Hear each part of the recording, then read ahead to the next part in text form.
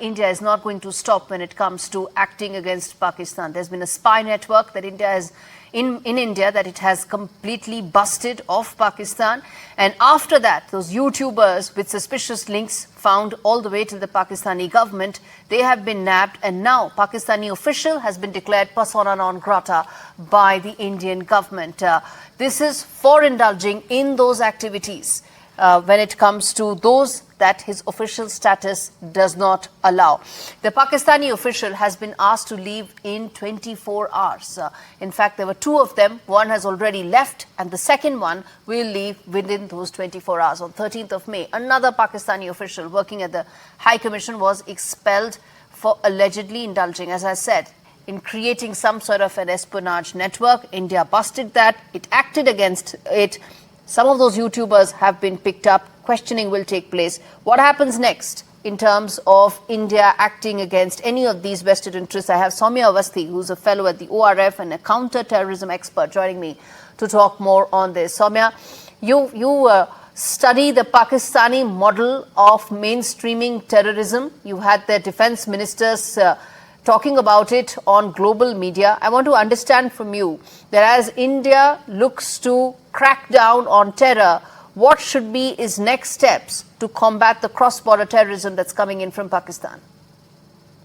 Thank you, Gauri, for having me. So, given the news about the new, the Pakistan High Commission staffer Ehsanur Rahim getting, booked under the persona non grata for the espionage activities, I think it's one of the steps towards that. And I think India has sent a strong message here that it has a zero tolerance policy towards cross-border terrorism and its enablers. So, keeping that in mind, I think the cohesive response to the Pahalgam terror attack, this step is one on that track. And now I think Indian government will continue to follow this strong diplomatic strengthening, the tightening of their response by carrying out not just overt but covert, both ways of finding the culprits who are supporting the government of Pakistan and its model of terrorism sitting in Delhi or sitting in India. So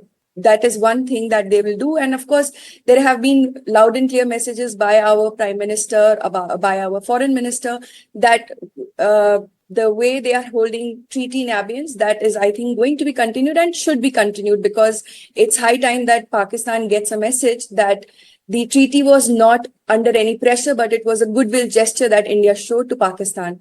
And now with that goodwill going out of the window, I think this is the right time and the right point. Soumya, about an hour back, India also sent out a very strong message to Turkey. It told Turkey, it told Erdogan that you're backing this cross-border terrorism. India is watching. New Delhi said that in no uncertain terms. How do you see that messaging that the government is sending out even to those international backers of Pakistan's cross-border terrorism network?